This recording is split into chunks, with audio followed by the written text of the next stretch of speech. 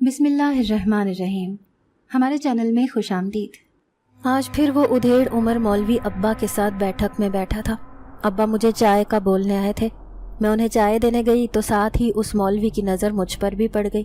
میں ہمیشہ ہی نقاب کر کے اس کے سامنے جاتی تھی، لیکن جس طرح حرص بھری نظروں سے وہ مجھے دیکھا کرتا تھا، مجھے اس کی نگاہیں اچھی نہیں لگتی تھیں۔ میں فوراً ہی پلٹ آئی تھی۔ ابا اس کے آنے کا مقصد نہیں سمجھتے تھے، لیکن میں اچھی طرح جانتی تھی اس کی نظریں مجھ پر تھیں۔ وہ ایک شادی شدہ مرد تھا۔ اس کی شادی کو 10 سال ہو چکے تھے، لیکن ابھی تک اس کو اولاد نہیں ہوئی تھی۔ وہ ابا سے 2-3 دفعہ یہ ذکر کر چکا تھا کہ وہ دوسری شادی کرنا چاہتا ہے۔ میں اچھی طرح جانتی تھی کہ ابا کے ایک غریب آدمی ہونے کا فائدہ اٹھا کر کہیں وہ میرا رشتہ ابا سے نہ مانگ لے۔ میں اسی بات پر دن رات پریشان رہتی تھی۔ جب بھی یہ مولوی ابا کے ساتھ آتا تھا، میرے ہاتھ پاؤں بری طرح سے کانپنے لگ جاتے تھے۔ میرے ابا بیچارے ایک سیدھے سادے آدمی تھے، اتنے سالوں سے ایک مسجد میں امامت کروا رہے تھے، لیکن آج تک ان کی یہ بولنے کی ہمت نہیں ہوئی تھی کہ میری تنخواہ میں تھوڑا اضافہ کر دیں۔ ایک بڑی مسجد تھی جس میں ابا امام مسجد کا فریضہ سر انجام دے رہے تھے۔ اس مسجد کا لاکھوں روپے فنڈ آتا تھا، وہ بھی حکومت کی طرف سے، لیکن مسجد کی انتظامیہ وہ سارا فنڈ خود کھا جاتی تھی۔ میرے ابا سیدھے سادھے انسان تھے، زیادہ پڑھے لکھے بھی نہ تھے، اسی لیے وہ کبھی بھی کسی کے سامنے یہ بات نہیں کہتے تھے کہ میرے گھر کا گزارا بہت مشکل سے ہو رہا ہے، اتنی مہنگائی میں اتنی معمولی سی تنخواہ سے کس طرح سے میں اپنا گھر چلا سکتا ہوں۔ لیکن وہ یہ بات کسی کے سامنے بولتے ہی نہ تھے۔ میرا نام زینب ہے، میں میٹرک پاس ایک حافظ قرآن لڑکی تھی۔ ہم 2 ہی بہنیں تھیں۔ بڑی بہن امبر، جس کی شادی 4 سال پہلے ہوئی تھی، وہ دوسرے شہر میں بیاہ کر چلی گئی تھی۔ میں اب 20 سال کی ہو چکی تھی۔ اماں ابا کو میری شادی کی فکر تھی، لیکن ہمارے گھر کے حالات بہت برے تھے۔ اماں کو ٹی بی کی بیماری نے ایسا جکڑا کہ وہ بستر سے ہی جا لگی۔ ہر مہینے ان کی مہنگی ادویات آتی تھیں، جس کی وجہ سے ابا کی ساری تنخواہ ان کی دوائیوں میں ہی خرچ ہو جاتی تھی۔ ان کا علاج کروانا بھی ضروری تھا، کیونکہ ان کی ٹی بی کی بیماری زور پکڑ گئی تھی۔ وہ بستر پر پڑی رہتی تھیں، جبکہ ابا ایک مسجد میں امامت کرواتے تھے۔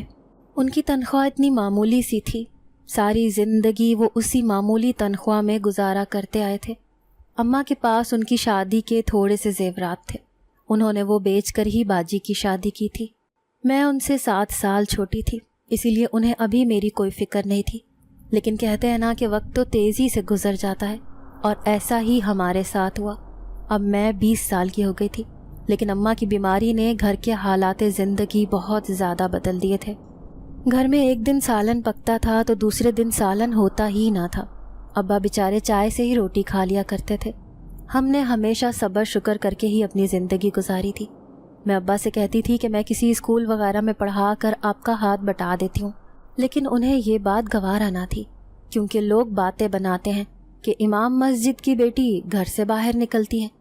یوں میں اپنے حالات بدلنے کے لیے ہاتھ پاؤں بھی نہیں مار سکتی تھی۔ دن رات انہی سوچوں سے میں پریشان رہتی تھی کہ اماں کا مہنگا علاج کیسے ہوگا۔ جب تک ان کا علاج نہیں ہوگا وہ ٹھیک بھی نہیں ہوں گی۔ ڈاکٹرز نے انہیں طاقت بڑھانے کے لیے خشک میوہ جات کھانے کا کہا تھا، لیکن ایسے حالات میں بھلا یہ سب چیزیں ہم کیسے افورڈ کر سکتے تھے؟ پھر ایک دن میں نے ابا سے بات کی۔ میں انہیں کہنے لگی کہ جب میں نے قرآن پاک حفظ کیا ہے تو پھر میں محلے کے بچوں کو مدرسے میں ہی پڑھا لیتی ہوں۔ وہ اس بات پر راضی ہو گئے۔ میرے لیے یہی بہت خوشی کی بات تھی۔ پھر میں نے 1-2 بچوں کو بٹھا کر مدرسے میں پڑھانا شروع کر دیا۔ باہر جانا تو میرے لیے ممکن ہی نہ تھا۔ میں جانتی تھی کہ اس محلے میں رہنے والے سبھی لوگ غریب ہیں، کوئی بھی مجھے معاوضہ نہیں دے گا، لیکن پھر بھی میں نے سوچا کہ آج مدرسے پڑھنے آ رہے ہیں، کل انہی بچوں کو کہہ دوں گی کہ وہ مجھ سے ٹیوشن بھی پڑھ لیا کریں۔ اسی طرح سے آمدنی کا کچھ تو ذریعہ ہو ہی جائے گا۔ یوں میں نے اللہ کا نام لے کر انہیں پڑھانا شروع کر دیا۔ ایک دن ابا عشاء کی نماز پڑھ کر گھر آئے تو ان کے ساتھ کوئی نوجوان تھا۔ انہوں نے بیٹھک کھلوانے کا کہا اور پھر باہر چلے گئے۔ میں جلدی سے اندر ہی چھپ گئی تھی۔ میں یہ نہیں جانتی تھی کہ وہ کون ہے۔ کسی کے کراہنے کی آوازیں میں اپنے کانوں سے سن رہی تھی۔ شاید کوئی زخمی حالت میں بیٹھک میں موجود تھا۔ پھر ابا مجھ سے مرہم پٹی کا سامان لے کر بیٹھک میں چلے گئے۔ ابا نے مجھے چائے بنانے کا کہا تو میں نے ابا سے پوچھ لیا کہ ابا آپ کس کو لے کر آئے ہیں؟ تو وہ کہنے لگے کہ بیٹا ایک نوجوان تھا، بڑا زخمی حالت میں مسجد میں آیا تھا، تو میں اس کی مدد کرنے کے لیے اسے یہاں لے آیا۔ پھر میں حیران رہ گئی جب وہ نوجوان اسی بیٹھک میں رہنے لگا۔ آخر یہ واپس کیوں نہیں جا رہا؟ میں یہ بات سوچ کر حیرت زدہ تھی۔ پھر ایک دن میں نے آخر ابا سے پوچھ ہی لیا کہ یہ آخر اس گھر میں کیوں رہ رہا ہے۔ ابا کہنے لگے کہ یہ شہر اس کے لیے نیا ہے، یہ بہت دور کسی گاؤں سے یہاں کمانے آیا تھا، لیکن کسی نے اس کا سارا سامان چھین لیا اور اسے زخمی حالت میں چھوڑ کر فرار ہو گئے۔ چند دن تک یہ ٹھیک ہو جائے گا تو پھر اپنے گاؤں واپس چلا جائے گا۔ مجھے اس غریب نوجوان پر ترس آیا جو بڑے برے حالات سے گزر کر یہاں تک پہنچا تھا۔ پھر ایک دن میں کام کاج میں مصروف تھی جب مجھے ایسا محسوس ہوا جیسے کوئی مجھے دیکھ رہا ہے۔ میں نے ادھر ادھر دیکھا۔ اچانک ہی بیٹھک والے دروازے سے 2 سیاہ آنکھیں مجھے جھانکتی ہوئی محسوس ہوئیں۔ میں جان گئی کہ یہ کوئی اور نہیں بلکہ وہی نوجوان تھا جو چھپ چھپ کر مجھے دیکھ رہا تھا۔ مجھے اس کی حرکت پر غصہ آیا تو میں اٹھ کر اندر کمرے میں چلی گئی۔ میں سوچنے لگی کہ جیسے ہی ابا آئیں گے تو ان سے شکایت کروں گی، لیکن اس سے پہلے کہ میں اس کی شکایت کرتی، میں چھت پر کپڑے سکھانے گئی تو وہ گلی میں کھڑا ہوا تھا۔ اسے دیکھ کر میں حیران ہو گئی۔ اسے دیکھ کر کسی شہزادے کا گمان ہوتا تھا۔ وہ اتنا حسین و جمیل تھا، ایسے لگ رہا تھا کہ وہ اس دنیا کا باسی ہی نہیں ہے۔ تبھی اس کی نظر مجھ سے ٹکرائی تو میں جلدی سے پیچھے ہو گئی، لیکن میرا دل بری طرح سے دھک دھک کرنے لگا۔ میں سوچنے لگی کہ کیا کوئی مرد اتنا بھی حسین ہو سکتا ہے؟ اس کے چہرے پر ایک شرم و حیا تھی جو یہ پتہ دیتی تھی کہ وہ کوئی چھچھورا انسان نہیں ہے۔ غیر ارادی طور پر اس کی نگاہ مجھ پر پڑی تھی، لیکن میری تو جیسے دل کی دنیا میں ایک تلاطم پیدا ہو گیا تھا۔ میں دن رات اس کے خیالوں میں گم رہنے لگی۔ ایسے لگتا تھا جیسے میں اس سے محبت کرنے لگی ہوں۔ پہلے وہ مجھے چوری چھپ کے دیکھتا تھا، اب میں کسی بہانے سے اسے دیکھ لینا چاہتی تھی۔ میں جانتی تھی کہ وہ غیر مرد ہے، اسے یوں دیکھنا مجھے زیب نہیں دیتا، لیکن میں اس دل کا کیا کرتی جو ہاتھوں سے پھسلتا جا رہا تھا۔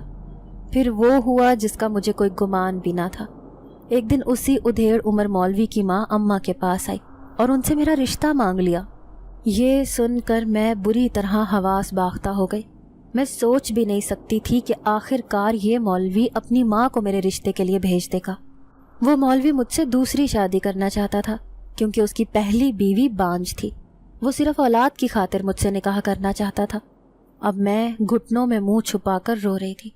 ڈر لگ رہا تھا کہ کہیں اماں ابا اسے ہاں نہ کہہ دیں۔ اماں نے سوچنے کے لیے وقت مانگا تھا۔ شام کو ابا آئے تو انہوں نے اسے کہہ دیا کہ ہمارے پاس اپنی بیٹی کو دینے کے لیے کچھ بھی نہیں ہے، تم اس مولوی سے ہی زینب کا نکاح کر دو۔ میں دل ہی دل میں رونے لگی۔ ابا کہنے لگے کہ لیکن میں پہلے اپنی بیٹی کی رضامندی معلوم کرنا چاہتا ہوں۔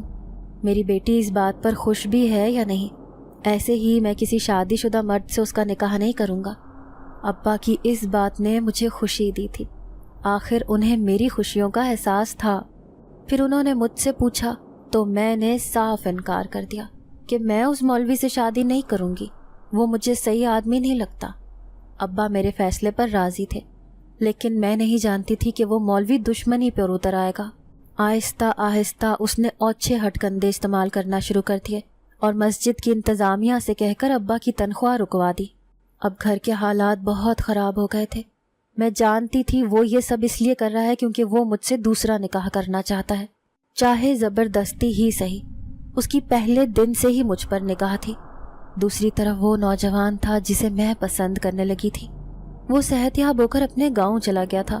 اماں ابا گھر کے حالات سے بہت پریشان تھے۔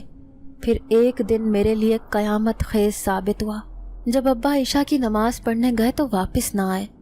میں ایک پردے دار لڑکی تھی، گھر سے باہر نہیں نکلتی تھی، ایسے میں ان کا نہ آنا مجھے بہت پریشان کر رہا تھا۔ جب رات کے 12 بجنے کو آ گئے تب میں انہیں دیکھنے کے لیے گھر کے قریب ہی مسجد میں چلی گئی جہاں پر وہ امامت کرواتے تھے۔ لیکن اس سے پہلے کہ میں گھر سے نکلتی، گلی میں ایک شور اٹھا۔ چند آدمی تھے جو ابا کو لے کر آ رہے تھے، لیکن وہ زندہ نہ تھے۔ لوگوں کا کہنا تھا کہ انہوں نے قرآن پڑھتے پڑھتے اپنی جان دے دی، شاید انہیں ہارٹ اٹیک ہوا تھا۔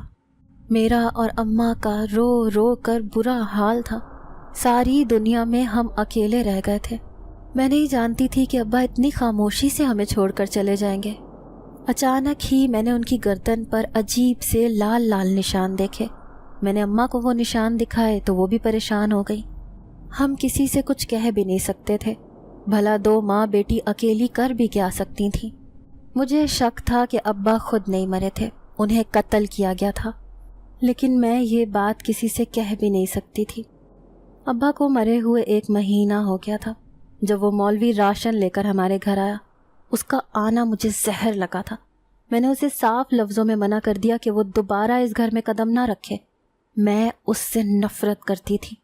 مجھے شک تھا کہ ابا کی موت کے پیچھے اس کا ہی ہاتھ ہے۔ پھر گویا اس کی مردانگی پر چوٹ لگی تھی، شاید وہ مجھ سے بدلہ لینا چاہتا تھا۔ ایک دن دروازے پر دستک ہوئی۔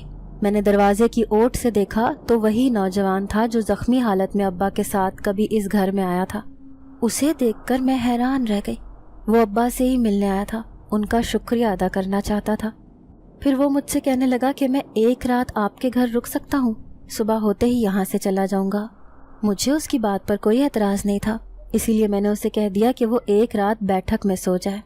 میں نہیں جانتی تھی کہ میں اپنے پاؤں پر خود کلہاڑی مار چکی ہوں، کیونکہ آدھی رات کو اچانک ہی اس مولوی نے مجھ سے بدلہ لینے کے لیے محلے کے سارے آدمیوں کو جمع کر لیا اور پھر چیخ چیخ کر کہنے لگا کہ دیکھو، یہ لڑکی اپنے باپ کے مرنے کے بعد غیر مردوں کو اپنے گھر بلاتی ہے۔ میں سوچ بھی نہیں سکتی تھی کہ وہ مجھ پر اس قدر گھٹیا الزام لگا سکتا تھا۔ سارے محلے کے لوگ مجھے نفرت بھری نظروں سے دیکھ رہے تھے۔ وہ نوجوان بیٹھک میں بے خبر سویا تھا، تبھی اٹھ کر باہر آیا۔ سب لوگوں نے اسے مارنا پیٹنا شروع کر دیا، کیونکہ سب لوگ سمجھ رہے تھے کہ ابا کی غیر موجودگی کا فائدہ اٹھا کر میں نے اسے کسی غلط مقصد کے لیے اس گھر میں بلایا تھا۔ میں مولوی کے ارادے اچھی طرح سمجھ گئی تھی، کیونکہ وہ مجھے اس لیے بدنام کرنا چاہتا تھا کیونکہ میں نے اس سے شادی سے انکار کر دیا تھا۔ اماں سے یہ صدمہ برداشت نہ ہوا اور وہ یہ دنیا چھوڑ کر چلی گئی۔ میں حیران تھی کہ میری زندگی کے ساتھ یہ کیا ہو گیا ہے۔ صرف چند دنوں کے اندر اندر میری زندگی بالکل تبدیل ہو چکی تھی۔ اس نوجوان کو مار پیٹ کر یہاں سے بھگا دیا تھا۔ اب میں اکیلی اس گھر میں پڑی تھی، کسی ایسے پرندے کی طرح جس کے پر کاٹ کر اسے کسی پنجرے میں قید کر دیا جائے۔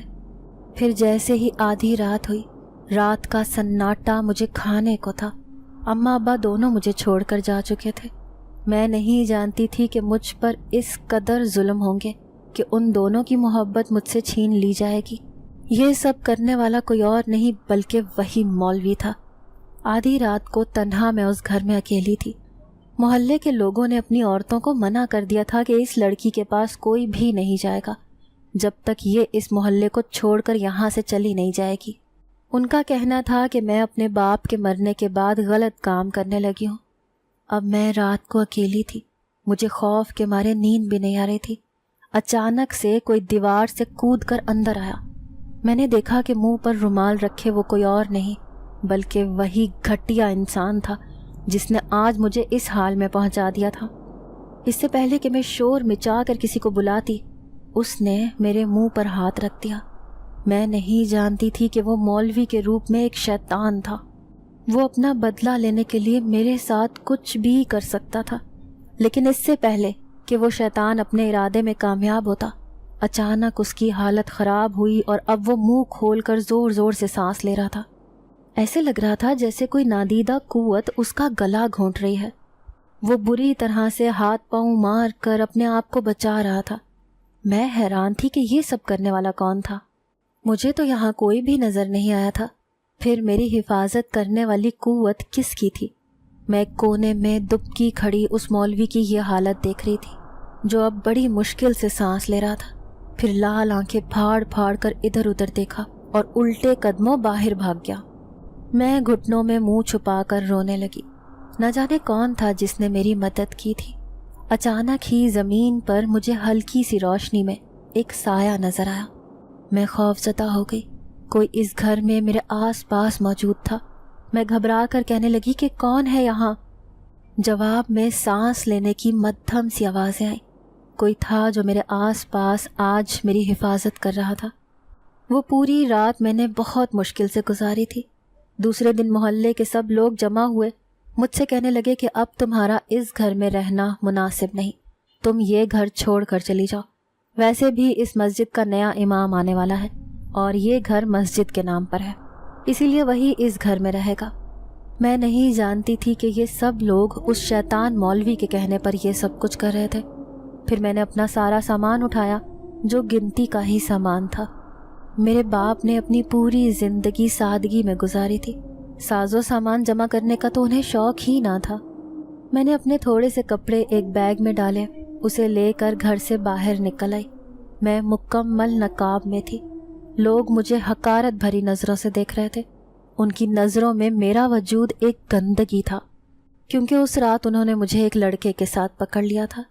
میں سوچنے لگی کہ خدا کی زمین بہت بڑی ہے، کوئی نہ کوئی تو مجھے اس دنیا میں پناہ دے کر اپنے پاس رکھ لے گا۔ میں کسی شیلٹر ہوم میں جانے کا ارادہ رکھتی تھی۔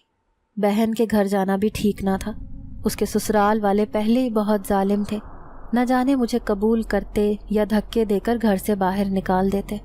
چلتے چلتے میں بری طرح تھک گئی تھی۔ آس پاس مجھے کوئی بھی شیلٹر ہوم نظر نہیں آ رہا تھا۔ زندگی میں پہلی بار میں گھر سے اس حالت میں نکلی تھی۔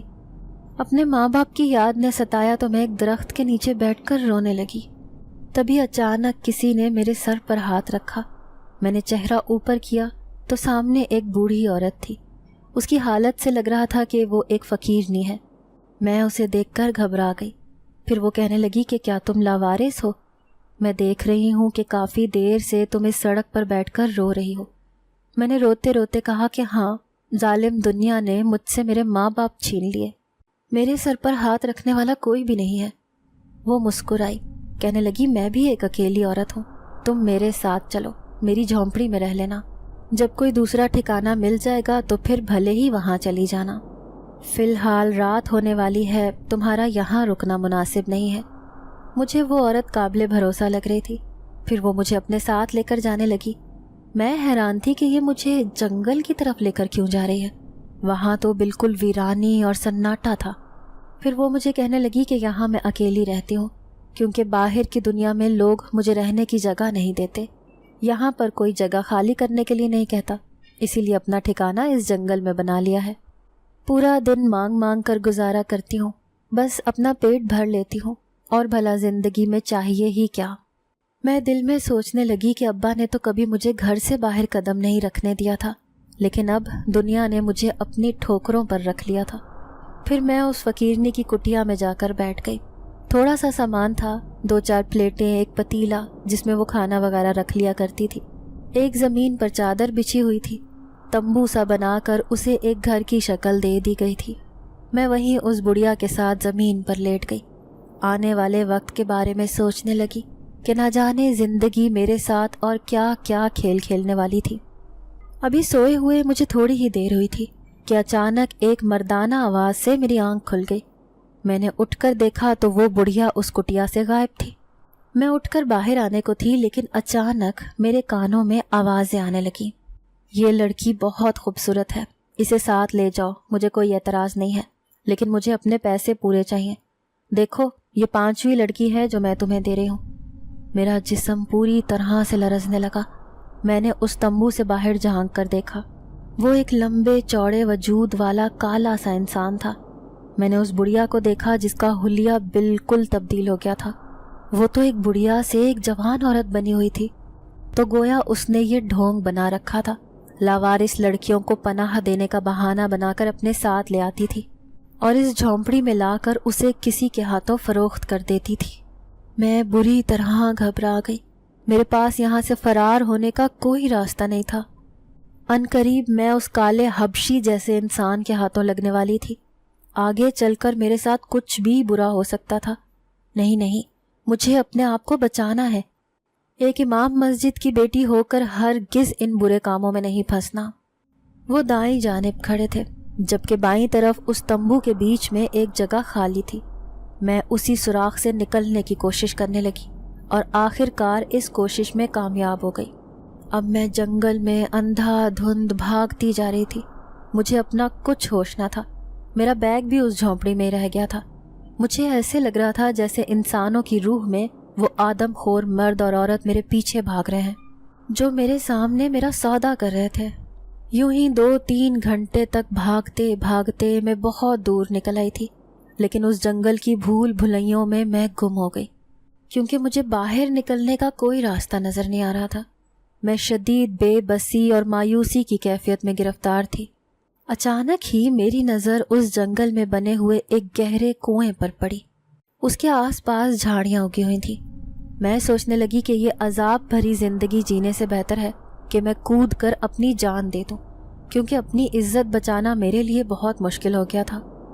پہلے اس مولوی نے مجھے برباد کرنے کی کوشش کی، اور پھر اس فقیرنی نے مجھے اس آدمی کے ہاتھوں فروخت کر کے میری عزت کا سودا کیا۔ آگے چل کر نہ جانے مجھے کتنے شیطانوں کا سامنا کرنا پڑتا، اور میں اپنے آپ کو بچا بھی پاتی یا نہیں۔ یہی مایوس کن سوچیں میرے ذہن میں گردش کر رہی تھیں۔ پھر میں کنویں کے دہانے پر کھڑی ہوئی اور نیچے جھانک کر دیکھنے لگی۔ وہاں پر کالا اندھیرا چھایا ہوا تھا۔ پھر میں نے آخر کار اس دنیا سے جانے کا سوچا اور اس کنویں میں چھلانگ لگا دی۔ لیکن یہ کیا؟ میرا وجود تو ہوا میں معلق تھا۔ ایسے لگ رہا تھا جیسے کسی نادیدہ قوت نے مجھے گرنے سے پہلے ہی بچا لیا ہے۔ میں اس کنویں کی گہرائی میں جا ہی نہیں پائی تھی، ہاں لیکن اس اندھیرے کو محسوس کر رہی تھی جو اس کنویں میں موجود تھا۔ میرے حواس جاتے رہے، مجھے کچھ ہوش نہ رہا کہ آخر میرے ساتھ یہ کیا ہو رہا ہے۔ جب ہوش آیا تو میں نے اپنے آپ کو ایک نرم داں بستر پر موجود پایا۔ میں سوچنے لگی کہ میں کہاں ہوں۔ ارد گرد بے تحاشا پھول رکھے ہوئے تھے، کوئی چمبیلی کے تھے، کوئی گلاب کے۔ ان کی خوشبو پورے کمرے میں پھیلی ہوئی تھی۔ کیا میں مرنے کے بعد کسی جنت میں آ چکی ہوں؟ لیکن نہیں، میں بھلا جنت میں کیسے آ سکتی تھی؟ میں نے تو حرام موت مرنے کا فیصلہ کیا تھا۔ میں نے تو ہمیشہ کے لیے اپنے لیے دوزخ کا انتخاب کیا تھا۔ تبھی داخلی دروازہ کھول کر کوئی اندر آیا تھا۔ وہ عجیب سے حلیے والی ایک مخلوق تھی، میں نے اسے پہلے کبھی نہیں دیکھا تھا۔ پھر وہ مجھے کہنے لگی، چلو لڑکی، ہمارے ساتھ باہر چلو، شہنشاہ جنات تم سے ملنا چاہتے ہیں۔ میں اپنے آپ کو سمیٹ کر اٹھ کر بیٹھی۔ وہ کوئی عورت تھی، کیونکہ اس کے لمبے لمبے بال تھے، لیکن عجیب سے نین نقش، گول گول آنکھیں اور بالکل سیاہ چہرہ۔ اسے دنیا کی مخلوق نہیں بتاتا تھا۔ میں گھبرا کر اس سے پوچھنے لگی کہ میں کہاں ہوں، تو وہ کہنے لگی کہ تم اس وقت شہنشاہ جنات کے محل میں ہو۔ تم نے جس کنویں میں چھلانگ لگائی تھی، اس کنویں کا راستہ ہمارے محل سے ہوتا ہوا گزرتا ہے، لیکن تمہیں مرنے سے پہلے ہی بچا لیا گیا، کیونکہ ہمارا ایک جن ذات تمہیں بہت پہلے سے جانتا ہے۔ اس کی عجیب و غریب بات مجھے سمجھ میں نہیں آئی۔ وہ بار بار جنات کا تذکرہ کر رہی تھی۔ اس کا مطلب تھا کہ میں کسی ایسی مخلوق کے درمیان میں آ گئی تھی جو دنیا میں نہیں رہتی تھی۔ تو کیا یہ کسی دوسری دنیا میں آباد تھی؟ پھر میں نے دوپٹے سے اپنا چہرہ چھپایا اور اس کے ساتھ اس کمرے سے نکل آئی۔ باہر آئی تو ہر چیز بدلی ہوئی تھی۔ جو چیزیں مجھے دنیا میں دکھائی دیتی تھیں، اس محل میں تو وہ سب چیزیں بہت مختلف تھیں۔ ہر جگہ خوبصورت پھولوں کے پودے لگے ہوئے تھے۔ سنہری سنہری رنگت والی اس زمین پر ایک لال رنگ کا قالین بچھا ہوا تھا۔ پورے محل کو نہایت خوبصورتی سے سجایا گیا تھا۔ میں اس کی خوبصورتی میں کھو گئی تھی۔ میں نے آج تک اتنا حسین گھر نہیں دیکھا تھا۔ میں نے دیکھا تھا کہ تخت پر ایک لمبا چوڑا اسی عورت کے جیسا ایک آدمی موجود تھا۔ اس کا حلیہ بتا رہا تھا کہ وہ یہاں کا سردار ہے۔ اس نے جیسے ہی مجھے مخاطب کیا تو اس کی بھاری آواز سن کر میں حیران تھی۔ پھر وہ کہنے لگا کہ لڑکی، تم سے تو ہم سالوں سے ملنا چاہتے تھے۔ میرے بیٹے نے 2-3 دفعہ کوشش کی ہے کہ وہ تمہیں لے کر ہمارے پاس آ جائے، لیکن وہ اپنی اس کوشش میں کامیاب نہیں ہو سکا۔ لیکن دیکھو، قسمت خود ہی تمہیں ہمارے سامنے لے آئی۔ نہ تم اس جنگل میں آتی اور نہ ہی میرے جن ذات تمہیں اس کنویں سے نکال کر اس محل میں لے کر آتے۔ لیکن شاید میرے بیٹے کا پیار سچا تھا۔ وہ تم سے بہت محبت کرتا ہے۔ اسے پہلی نظر میں تم سے عشق ہو گیا تھا، اور وہ میرا اکلوتا بیٹا ہے۔ اسی لیے میں کبھی بھی اس کی کوئی خواہش رد نہیں کرتا۔ وہ ابھی اس محل میں موجود نہیں ہے، لیکن بہت جلد آنے والا ہے۔ مجھے یقین ہے کہ وہ تمہیں یہاں دیکھے گا تو اس کی خوشی کا کوئی ٹھکانہ نہیں ہوگا۔ میں خوف سے بس اسے اتنا ہی کہہ پائی کہ یہ کون سی جگہ ہے؟ کیا میں کسی دوسری دنیا میں پہنچ گئی ہوں؟ میری بات سن کر وہ زور زور سے ہنسے تھے۔ مجھے ان کا ہنسنا اچھا نہیں لگا، تو وہ کہنے لگے کہ ہاں، یہ جنات کی دنیا ہے۔ ایک انسانوں کی دنیا ہوتی ہے اور ایک ہماری. تم اس وقت ہماری دنیا میں ہو اور بالکل محفوظ ہو. اس پورے قبیلے کے جنزاد میرے حکم کے بغیر پر بھی نہیں مار سکتے. اگر تمہیں ذرا سی بھی کوئی تکلیف ہو تو تم مجھے آ کر بتانا. جاؤ اور یہاں پر عیش کرو. تمہاری زندگی اب یہاں پر محفوظ ہے. پھر میں حیران پریشان سی واپس اسی خوابگاہ میں آ گئی جہاں پر میں سوئی پڑی تھی. اچانک اس خوابگاہ کا دروازہ کھلا اور ایک خوفناک بڑھیا میرے پاس آئی. پھر کہنے لگی جلدی سے یہاں سے بھاگ جاؤ ورنہ شہنشاہ جنات اپنے بیٹے کی شادی تم سے کروا دے گا. پھر تم ساری زندگی کے لیے اس محل کی قیدی بن جاؤ گی. اس کی بات پر میں حیران تھی. پھر میں اسے کہنے لگی کہ ایسا کیسے ہو سکتا ہے؟ میں ایک انسان ہوں، میں کسی جنات سے کیسے شادی کر سکتی ہوں؟ تو وہ کہنے لگی کہ اس کا بیٹا جنزاد تمہارا عاشق ہے، آج سے نہیں کئی سالوں سے، جب سے وہ انسانوں کی دنیا میں گیا تھا تو اس نے وہاں تمہیں دیکھ لیا تھا. جب ہی سے وہ اپنے باپ سے کہنے لگا ہے کہ میں اسی آدم زادی سے شادی کرنا چاہتا ہوں. اس سے پہلے کہ وہ آئے اور اپنے باپ سے شادی کی ضد کرے تم خود ہی یہاں سے بھاگ جاؤ ورنہ تم یہاں پھنس جاؤ گی. تمہیں جنات کے بچے پیدا کرنے پڑیں گے. بتاؤ تم یہ کام کر سکتی ہو؟ وہ جس طرح سے گول گول آنکھیں گھما کر مجھے یہ سب کچھ کہہ رہی تھی، ایسے لگ رہا تھا وہ میری مدد کرنا چاہتی ہے. مجھے خوف بھی تھا کیونکہ اس پورے علاقے پر جنات کا قبضہ تھا. اگر میں بھاگتی تو لازمی انہوں نے مجھے پکڑ لینا تھا. مجھے سمجھ میں نہ آئی کہ میں یہاں سے بھاگ کر نکلوں بھی تو کیسے. نہ یہاں کا راستہ معلوم ہے، نہ ہی میرا اپنی دنیا میں کوئی ٹھکانہ تھا. اب وہ بڑھیا روز آتی، مجھے اکساتی کہ میں یہاں سے بھاگ جاؤں، لیکن میں بے بس تھی. یہاں سے بھاگ کر کہاں جاتی؟ باہر بہت سے شیطان بیٹھے تھے جو میری عزت لوٹنا چاہتے تھے. کم از کم اس شہنشاہ جنات کے ہوتے ہوئے میں یہاں محفوظ تو تھی. پھر اگلے ہی دن ایک ہنگامہ سا اس محل میں اٹھا. جب وہ جنات لوٹا، وہ کسی خاص مقصد کے لیے اس محل سے باہر گیا ہوا تھا، لیکن اس کا مقصد پورا ہو گیا تھا. وہ واپس آیا تو میں اس کے سامنے تھی. میں اسے دیکھ کر حیران رہ گئی.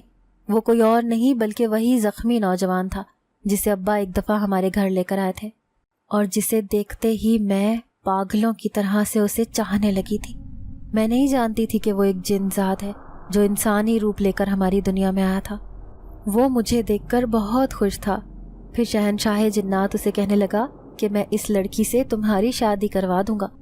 اگر یہ لڑکی اس بات پر راضی ہے تو مجھے کوئی اعتراض نہیں، میں اسے یہاں کی ملکہ بنا دوں گا. وہ جنزاد کہنے لگا کہ یہ لڑکی بھی مجھے پسند کرتی ہے، مجھے لگتا ہے اسے اس بات پر کوئی اعتراض نہیں ہوگا. میں گھبرا گئی. پہلے میں اسے انسان سمجھتی تھی، مجھے نہیں معلوم تھا کہ یہ ایک جنزاد ہوگا. پھر وہ کہنے لگا کہ میں ساری زندگی تمہاری حفاظت کروں گا، تم مجھ سے شادی کر لو. میں اس کی بات سمجھ گئی تھی. مجھے ایسی ہی حفاظت کی تو ضرورت تھی. باہر مجھے نوچنے والے درندے بیٹھے تھے جو میری ہڈیاں تک نوچ کر کھانا چاہتے تھے. پھر میں نے اپنی رضامندی دے دی، لیکن ایک شرط رکھی کہ میں واپس اپنی دنیا میں جاؤں گی، میں یہاں نہیں رہ سکتی. اسے اس بات پر کوئی اعتراض نہ تھا. شہنشاہ جنات نے اگلے ہی دن ہماری شادی طے کر دی. لیکن اچانک سے ہی غصے سے آگ نکالتی ایک جنزادی آئی. وہ اسی بڑھیا کی بیٹی تھی جو جنزاد سے شادی کرنا چاہتی تھی. وہ بڑھیا نفرت بھری نظروں سے مجھے دیکھ رہی تھی. پھر وہ کہنے لگی کہ اس کا انجام اچھا نہیں ہوگا. میں تم سے اس بات کا بدلہ لے کر ہی رہوں گی. تم نے میری بیٹی کا حق چھینا ہے. میں اس کی دھمکیوں سے ڈر گئی. اس کا مطلب تھا کہ اس محل میں بھی کئی ایسی مخلوق تھیں جو مجھے ستانے کا ارادہ رکھتی تھیں. اگلے ہی دن میں نے اس جنزاد سے شادی کر لی. اس کے پاس دولت کی کوئی کمی نہیں تھی. میں دنیا کو دکھانا چاہتی تھی کہ میرے پاس طاقت کے ساتھ ساتھ دولت بھی ہے اور میں ان سب شیطانوں کا مقابلہ کر سکتی ہوں جنہوں نے میری زندگی کو مجھ پر تنگ کر دیا تھا. اب میں اس کے ساتھ وہیں آ کر رہنے لگی جہاں پر میرے اماں ابا رہتے تھے. میں نے ایک بڑا سا خالی گھر خریدا اور اس جنزاد کے ساتھ وہاں رہنے لگی. سارے پرانے محلے دار مجھے دیکھ کر حیران تھے کہ یہ لڑکی کس قدر تبدیل ہو کر آئی ہے. وہ جنزاد ایک نوجوان کے روپ میں میرے ساتھ تھا. اب میں اس کے ساتھ خوش رہنے لگی. وہ میری حفاظت کرتا تھا. مجھے اس کے ساتھ رہنا اچھا لگتا تھا کیونکہ میں کسی ایسے ہی مضبوط سہارے کی تلاش میں تھی جو اس جنزادے کی صورت میں مجھے مل گیا تھا. پھر وہ ایک دن مجھے کہنے لگا کہ ابا حضور کو میری ضرورت ہے، میں چند دن میں واپس لوٹ آؤں گا، لیکن تمہاری حفاظت کے لیے 2 جنزادے اس گھر میں رہیں گے، میں تم پر آنچ بھی نہیں آنے دینا چاہتا، اسی لیے ان کی ذمہ داری ہے کہ وہ تمہاری ہر پل حفاظت کریں۔ میں جانتی تھی کہ اس کے ہوتے ہوئے مجھے کوئی کچھ بھی نہیں کہہ سکتا۔ پھر وہ چلا گیا، لیکن اپنے 2 جنزادے اسی گھر میں چھوڑ گیا تھا جو ہر پل میری حفاظت کے لیے موجود تھے۔ ایک دن میں اسی گھر میں آئی جہاں پر میں پہلے رہتی تھی۔ وہاں ابا کی یادیں تھیں، اماں کی خوشبو محسوس ہو رہی تھی۔ اب وہاں پر ایک دوسرا امام صاحب رہ رہا تھا جس کی 4 بیٹیاں تھیں۔ مجھے یہ سن کر بہت غصہ آیا جب مجھے معلوم ہوا کہ وہ بھی ایک غریب آدمی تھا، لیکن اس کی غربت سے فائدہ اٹھاتے ہوئے اسی مولوی نے اس کی 4 بیٹیوں میں سے ایک سے نکاح کر لیا تھا۔ میں دل ہی دل میں شدید حسد کا شکار ہوئی۔ وہ میرے باپ کا قاتل تھا، اتنی آسان زندگی کیسے گزار سکتا تھا؟ اب میں نے سوچ لیا کہ میں اس جن زادے کی مدد سے اس مولوی سے بدلہ لے کر رہوں گی جو لوگوں کا فائدہ اٹھا کر انہیں اس بات کے لیے مجبور کرتا ہے۔ اب میں نے اس امام صاحب کی بیٹیوں سے دوستی کر لی تھی۔ میں روزانہ ان کے گھر آنے جانے لگی۔ ایک دن اسی مولوی کی دوسری بیوی جو امام صاحب کی بیٹی تھی وہ ان سے ملنے آئی تو میں نے اس کے چہرے پر زخموں کے نشان دیکھے۔ پھر میں اس سے کہنے لگی کہ کیا وہ مولوی تم پر تشدد کرتا ہے؟ اس نے ہاں میں سر ہلایا۔ پھر کہنے لگی کہ نہ صرف مولوی بلکہ اس کی پہلی بیوی بھی مجھے مارتی ہے۔ میری شادی کو 6 مہینے ہو گئے ہیں لیکن ابھی تک میں ماں نہیں بن سکی۔ وہ دن رات مجھے تانے دیتے ہیں کہ ہم تمہیں اس لیے اس گھر میں لے کر آئے ہیں کہ تم بچہ پیدا کرو، لیکن تم خود ایک بانجھ عورت ہو، اب تم واپس اپنے باپ کے گھر چلی جاؤ۔ مجھے ان دونوں میاں بیوی سے نفرت محسوس ہوئی۔ میں نے ان سے بدلہ لینے کا سوچا تھا۔ اب میں صرف جن زادے کے آنے کی منتظر تھی۔ پھر جیسے ہی وہ جن زادہ آیا تو میں نے اسے ساری بات بتا دی۔ پھر میں اسے کہنے لگی کہ مجھے شک ہے کہ اسی نے ابا کو آدھی رات کو مسجد کے اندر مارا تھا، وہ اپنی موت نہیں مرے تھے۔ وہ کہنے لگا کہ اس بات کا علم ہو جائے گا، مجھے اس کے لیے کام کرنا پڑے گا۔ پھر دوسرے دن اس نے ایک تدبیر کی۔ اس نے اپنی ایک جن زادی کو اس لڑکی کے روپ میں اس کی دوسری بیوی بنا کر مولوی کے گھر بھیج دیا۔ امام صاحب کی بیٹی کو میں نے اپنے گھر میں چھپا دیا تھا۔ میں سوچنے لگی کہ اس سے اچھا موقع اس سے بدلہ لینے کا اب نہیں ملے گا۔ اب وہ جن زادی اسی لڑکی کے روپ میں اس مولوی کے گھر چلی گئی، لیکن اس بار جب اس مولوی نے اور اس کی بیوی نے اسے مارنا چاہا تو اس جن زادی نے انہیں ایسے ناکوں چنے چبوائے کہ وہ خوف کے مارے چیخنے لگے۔ اس لڑکی کے آگے ہاتھ جوڑ جوڑ کر معافیا مانگنے لگے۔ اس جن زادی نے ان کے دل میں اپنے لیے دہشت پیدا کر دی۔ مولوی اس بات سے بے خبر تھا کہ لڑکی کے روپ میں وہ کوئی جن زادی ہے جو ان سے بدلہ لینے آئی ہے۔ لیکن ایک دن پھر جن زادے نے مجھے یہ بتایا کہ جس دن تمہارے ابا مسجد گئے تھے اسی دن وہ مولوی وہاں پہنچا تھا۔ آدھی رات کو مسجد میں کوئی بھی نہیں تھا۔ تمہارے ابا مسجد سے اٹھنے ہی والے تھے لیکن اس مولوی نے انہیں اکیلا پا کر اس بات پر مجبور کرنا شروع کر دیا کہ وہ اپنی خوبصورت بیٹی کی شادی اس سے کر دیں۔ اس کے جواب میں تمہارے ابا کہنے لگے کہ میری بیٹی اس بات پر رضامند نہیں ہے تو میں کیسے اس کے ساتھ زبردستی کر سکتا ہوں۔ لیکن وہ مولوی اس بات پر شدید غصے میں آ گیا۔ انہوں نے ایک زوردار دھکا تمہارے ابا کو دیا تو ان کی گردن میں جھٹکا آیا جس کی وجہ سے ان کی گردن کا منکا ٹوٹ گیا۔ بعد میں لوگوں نے انہیں مردہ حالت میں مسجد میں پڑا ہوا دیکھا، تبھی وہ انہیں اٹھا کر گھر لے آئے، لیکن حقیقت میں اس مولوی نے ہی یہ سب کچھ کیا تھا۔ یہ سن کر میں شدید غصے میں آ گئی۔ میرا بس نہیں چل رہا تھا کہ اسے پھانسی کے پھندے تک پہنچا دوں۔ جن زیادہ مجھے تسلی دیتے ہوئے کہنے لگا، تمہارے باپ کا بدلہ میں اس مولوی سے لے کر رہوں گا، تمہیں اس بات پر فکر مند ہونے کی ضرورت نہیں ہے۔ پھر اس نے جو کیا وہ حیران کن تھا۔ وہ ابا کے روپ میں آ کر روزانہ مولوی کے کمرے میں کھڑا ہو جاتا اور اسے ڈراتا رہتا۔ وہ مولوی یہ سمجھنے لگا کہ شاید میرے ابا کی روح اپنا بدلہ لینے کی خاطر اس کے سامنے آتی ہے۔ وہ راتوں کو بری طرح چیخنے لگا۔ ہر رات جن زیادہ اس کے سامنے پہنچ جاتا اور اسے ڈرانے کی کوششیں کرتا۔ وہ مولوی کے روپ میں ایک شیطان تھا۔ شاید ایسے ہی لوگوں کی وجہ سے یہ معاشرہ تباہی کے دہانے پر ہے۔ پھر مولوی کے اس پاگل پن سے تنگ آ کر اس کی بیوی اس کا گھر چھوڑ کر چلی گئی۔ ساتھ ہی امام مسجد کی وہ بیٹی جو اس کی دوسری بیوی بنی تھی وہ بھی اس سے خلا لینا چاہتی تھی، کیونکہ اس درندہ صفت مولوی کے ساتھ وہ ہرگز اپنی زندگی نہیں گزارنا چاہتی تھی۔ یوں چند دنوں میں ہی اس کی زندگی مکمل برباد ہو گئی تھی۔ ایک طرف تو وہ اپنا گھر برباد کر چکا تھا اور دوسری طرف خوف کے مارے وہ پاگل ہو گیا تھا، گلیوں میں چیختا ہوا گھومتا تھا کہ میں نے امام صاحب کو نہیں مارا، میں اس کا قاتل نہیں ہوں۔ اس کی یہ باتیں سن کر لوگ شک میں مبتلا ہو رہے تھے کہ شاید اس نے اپنی زندگی میں کوئی خطرناک جرم کیا ہے۔ میں خوش تھی کہ اس کا انجام یہی ہونا چاہیے تھا۔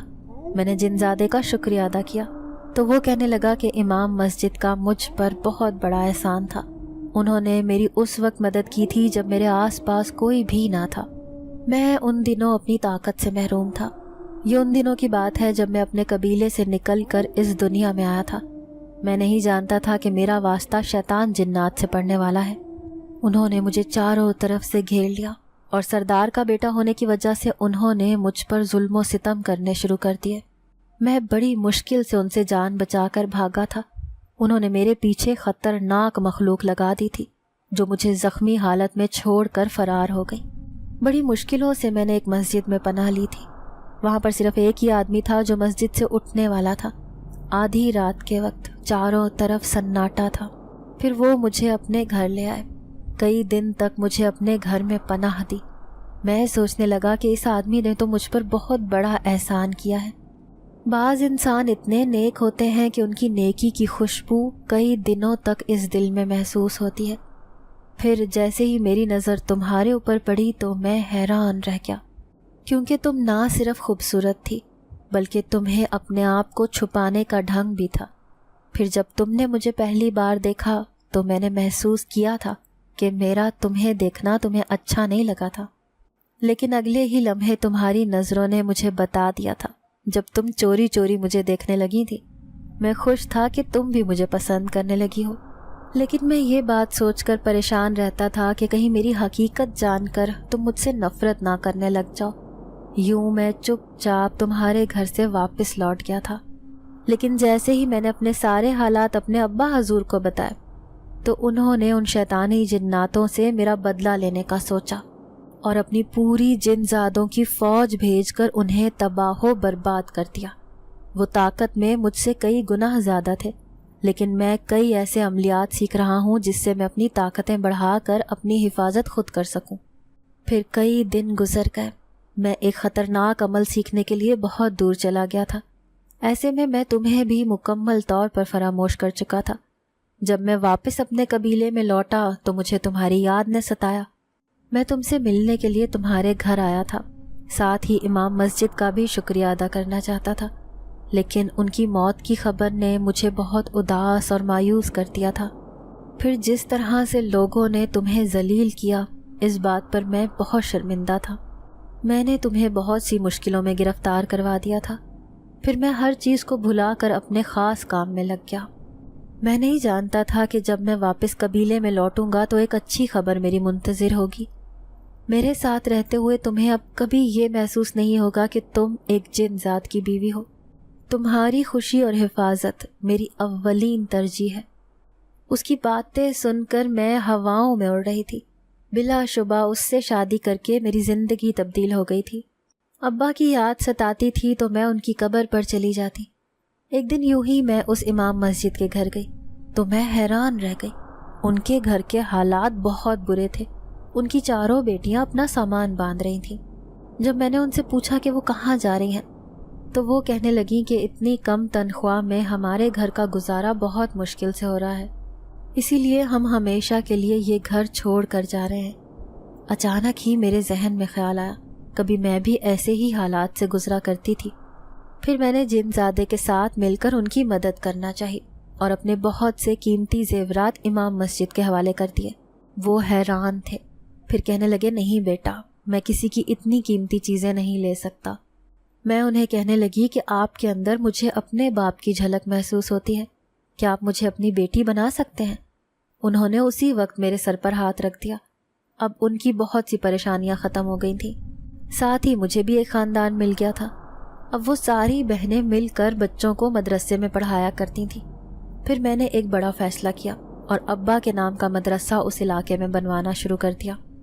سب لوگ حیران تھے کہ اس غریب امام مسجد کی بیٹی کے پاس اتنا پیسہ کہاں سے آ گیا، لیکن میرا جن ذات شوہر بہت امیر تھا، وہ ہر کام میں میری مدد کیا کرتا تھا۔ ابھی بھی بڑھ چڑھ کر اس نے راتوں رات وہ مدرسہ تعمیر کروا دیا تھا۔ میں نے بڑے بڑے حروف میں اپنے باپ کا نام لکھوایا اور اس مدرسے کو ان کے نام سے منسوب کر دیا۔ پھر میں نے اس پورے مدرسے کی ذمہ داری امام مسجد کی 4 بیٹیوں کو سونپ دی۔ اب سب لوگوں کی زبانوں پر میری تعریفیں تھیں، لیکن میں نے یہ سب کسی تعریف کے لیے نہیں بلکہ اپنے ابا کی خوشی کے لیے کیا تھا۔ میں چاہتی تھی کہ ان کو اصالِ ثواب ملتا رہے، بھلے وہ کسی بھی صورت میں ہو۔ پھر ایک جن ذات آیا، کہنے لگا کہ ہمارے قبیلے کے بچے بھی اس مدرسے میں تعلیم حاصل کرنا چاہتے ہیں، ہم مسلمان جنات ہیں اور ایسے ہی اپنے جنات بچوں کو بھی نیک بنانا چاہتے ہیں۔ میں نے ان سے کہہ دیا کہ دن میں وہاں انسانوں کے بچے تعلیم حاصل کریں گے، جبکہ رات میں جنات کے بچے وہاں پر آ سکتے ہیں، لیکن کسی کو معلوم نہ ہو اس بات کا، تمہیں خاص خیال رکھنا ہوگا۔ یوں وہ مدرسہ نہ صرف دن میں آباد رہتا تھا بلکہ رات میں بھی وہاں جنات کے بچے پڑھنے آتے تھے۔ علاقے کے لوگ حیران پریشان تھے کیونکہ رات کے وقت زور زور سے قرآن پاک پڑھنے کی آوازیں اس مدرسے سے آیا کرتی تھیں۔ میں خوش تھی کہ نہ صرف اس میں دن کے وقت عبادت ہوتی ہے بلکہ رات میں بھی یہاں پر اللہ کا نام لیا جاتا ہے۔ پورے مدرسے کی نگرانی میں خود کیا کرتی تھی اور دیکھتی رہتی تھی کہ کہیں مولوی کے روپ میں کوئی شیطان نہ اس میں رہنے لگ جائے، کیونکہ میں نے کئی مرد مولوی حضرات کو اس مدرسے میں نوکری دے رکھی تھی۔ بظاہر نیک دل دکھنے والے لوگ بھی کئی شیطانی دل اور دماغ لیے یہاں اس معاشرے میں گھوم رہے ہوتے ہیں۔ وہ مولوی آج بھکاری بن کر اس علاقے کی گلیوں میں گھومتا ہے، اس کی زبان پر بس ایک ہی بات ہوتی ہے کہ میں نے امام مسجد کو نہیں مارا، وہ خود ہی دھکا لگنے سے مرا تھا۔ اب آس پاس کے لوگوں کو مکمل یقین ہو گیا ہے کہ یہی مولوی اس امام مسجد کا قاتل ہے جو راتوں رات مردہ حالت میں مسجد میں پڑا تھا۔ سب لوگ اس پر تھو تھو کرتے ہیں۔ کہاں وہ اپنے آپ کو ایک عزت دار آدمی سمجھتا تھا، محلے کے آدمی اس کی باتوں پر آنکھیں بند کر کے یقین کرتے تھے۔ وہ جن ذات ایک خوشگوار ہوا کے جھونکے کی طرح میری زندگی میں آیا تھا، اس نے میری زندگی میں خوشیوں کے پھول کھلا دیے تھے، ورنہ قدم قدم پر انسان نما بھیڑیے مجھے نوچنے کے لیے تیار بیٹھے تھے۔ بڑی مشکل سے میں نے ان سے اپنی عزت بچائی تھی۔ یہ بات سچ ہے کہ جب تک معاشرے میں آپ کے پاس دولت یا بہت زیادہ عزت نہ ہو، آپ لوگوں کی نظروں میں کبھی معتبر نہیں ہو سکتے۔ معاشرے میں کتنے ہی لوگ ہوتے ہیں جو آپ پر چند لمحوں میں انگلی اٹھا کر ذلیل کر سکتے ہیں۔ کسی کی دولت اس کے عزت دار ہونے کا سرٹیفکیٹ نہیں دے سکتی۔ معاشرے کے ان بھیڑیوں کو اپنے اندر کی آنکھ سے پرکھنا چاہیے۔ ناظرین، اگر آپ کو آج کی یہ کہانی اچھی لگی ہو تو ویڈیو کو لائک ضرور کریں۔ اگر آپ کو ایسی دہشت ناک دل کو جکڑ دینے والی کہانیاں پسند ہیں تو ایسی ایک کہانی روزانہ سننے کے لیے ہمارے چینل کو سبسکرائب کریں۔ اجازت چاہتے ہیں، اللہ حافظ۔